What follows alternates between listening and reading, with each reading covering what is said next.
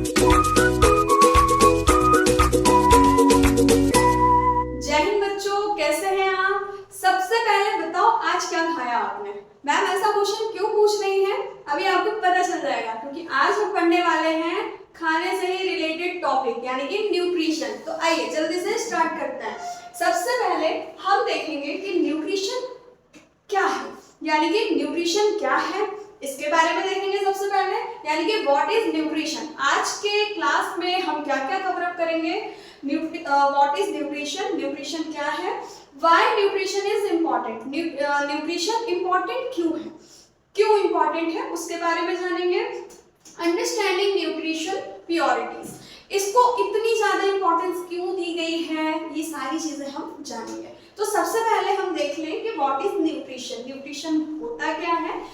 अभी जैसे मैं मूव कर पा रही हूँ, मैं आपको पढ़ा पा रही हूँ, आप बैठ के पढ़ पा रहे ड्यू टू एनर्जी, यानी कि अगर हमारे बॉडी में एनर्जी नहीं होगी तो हम कोई भी वर्क नहीं कर पाएंगे, और एनर्जी के लिए हमें न्यूट्रिशन चाहिए, न्यूट्रिशन के लिए हमें कुछ खाना होता है, यानी कि कुछ मिनरल्स हमें लेना होता है। अब क्या होता है, न्यूट्रिशन की डेफिनेशन की अगर हम बात करें तो nutrition is the process by which organism obtain and utilize food for energy, growth and maintenance।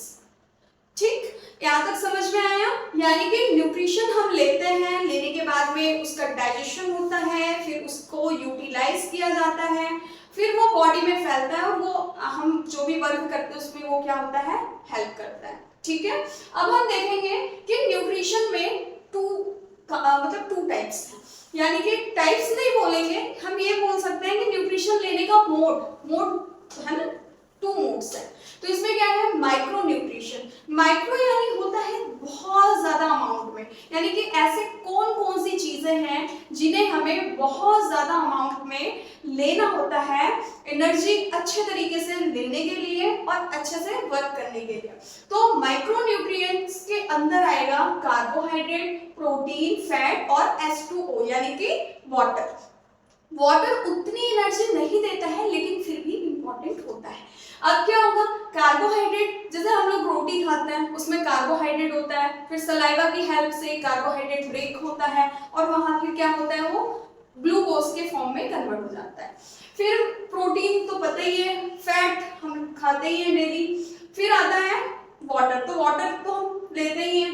अब आता है माइक्रो न्यूट्रिएंट्स, तो माइक्रो यानी होता है कम, मतलब नीड है उसकी लेकिन उतनी ज्यादा नहीं है कंपैरिजन टू माइक्रो। अब क्या होता है, मिक्रो न्यूट्रिएंट्स में आएगा आपका विटामिन और कुछ मिनरल्स। मिनरल्स में और भी बहुत सारी चीजें आ जाएंगी लेकिन कम मात्रा में चाहिए होती है, ज्यादा नहीं चाहिए होती है।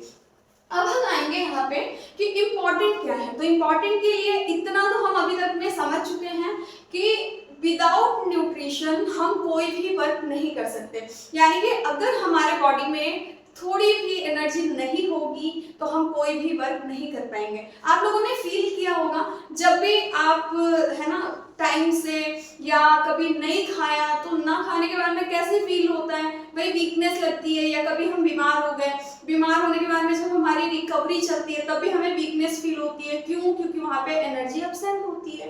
अब हम देखेंगे यहाँ पे अंडरस्टैंडिंग न्यूट्रिशन प्योरिटीज, इनमें 5 स्टेप है, इसमें हमें देखना है सबसे पहले कैलोरीज। कैलोरीज क्यों इंपॉर्टेंट है, कैलोरीज हमें लेना होता है बॉडी के लिए, यानी कि इसमें क्या इसके अंदर क्या आएगा कि how much you should it, हमें खाना कितना खाना है, ज्यादा तो नहीं खाना है। पता चला न्यूट्रिशन मिल रहा है, एनर्जी मिल रहा है, खूब सारा खाए जा रहे तो वो भी हमारे लिए अच्छा नहीं माना जाएगा, यानी कि कितना खाना खाना है हमें उसका भी ध्यान रखना। सेकेंड आता है माइक्रो न्यूट्रिएंट्स, यानी कि व्हाट यू शुड ईट, क्या खाना है, क्या खाएं ऐसा जिसमें एनर्जी हो, काम का नहीं, कुछ भी खा रहे हैं जब कुछ एनर्जी नहीं है तो ऐसा नहीं कि खाना ही है बस, मतलब अच्छा होना चाहिए, हेल्दी होना चाहिए। फिर होता है कि मील टाइमिंग्स, यानी कि इसके अंदर आएगा आपका व्हेन यू शुड ईट, कब खाना है, कभी भी खा लेना है चलते फिरते हैं नहीं, एक प्रॉपर टाइम फिक्स होता है। जैसे हम मॉर्निंग में ब्रेकफास्ट करते हैं, फिर लंच करते हैं, फिर डिनर करते हैं, यानी कि हर एक स्टेप बाय स्टेप चलता है। लाइट फूड रहता है, फिर हैवी होता है, रात में हैवी नहीं खाते हम लोग, तो ये सारी चीजें हमें ध्यान रखना होता है। फिर आता है फोर्स टू ईट, इसके अंदर individual food you should eat, यानी कि किस फूड में कितनी अमाउंट में कौन सा मिनरल्स प्रेजेंट है, आपके लिए अच्छा है नहीं अच्छा है, ये सारी चीजें इसके अंदर काउंट होती है। फिर आता है सप्लीमेंट्स। इसमें हम देखेंगे कि they support and enhance an already balanced diet, यानी कि आप किस पर्पस से डाइट प्लान कर रहे हैं। आपको वेट गेन करना है, वेट लॉस करना है, कभी मान लीजिए किसी को वेट लॉस करना है और वो बहुत ज्यादा फैट खा रहा है तो उसका तो वेट बढ़ेगा ना। तो इसलिए आपका डाइट प्लान जो है वो आप किस पर्पस से डिसाइड कर रहे हैं वो भी डिपेंड करता है। फिर आएंगे हम यहाँ पे टाइप्स ऑफ न्यूट्रिशन, यानी कि टाइप्स ऑफ न्यूट्रिशन में आपने देखा होगा एक होता है ऑटोटॉपिक न्यूट्रिशन, एक होता है हेटरोटॉपिक न्यूट्रिशन। ऑटोटॉपिक न्यूट्रिशन में अगर हम इस वर्ड को ब्रेक डाउन करें तो ऑटो मतलब होता है सेल्फ, यानी कि अपना फूड जो है वो खुद बनाता है, किसी अदर पे डिपेंडेंट नहीं रहता है। तो ऑटो वर्ड का मतलब क्या है, सेल्फ। और ट्रॉपिक यानी क्या होता है, न्यूट्रिएंट्स या फिर मिनरल्स या नरिशमेंट, हम कुछ न्यूट्रिशन ले रहे हैं तो वो सारी चीजें इसके अंदर काउंट होगी। फिर आता है हेटरोटॉपिक न्यूट्रिशन। हेट्रो वर्ड का अगर हम मतलब देखें, मीनिंग देखें तो हेट्रो यानी होता है अदर, यानी कि depend on other for food, किसी अदर पे डिपेंडेंट रहना अपने फूड के लिए। तो ये हम कल की वीडियो में स्टार्ट करेंगे ऑटोटॉपिक न्यूट्रिशन। तो आज के लिए इतना ही, मिलते हैं नेक्स्ट वीडियो में। हम नेक्स्ट वीडियो में पढ़ेंगे ऑटोटॉपिक न्यूट्रिशन के बारे में। मतलब आपको ये क्लास समझ में आ गई होगी, इसको नोट डाउन करना है।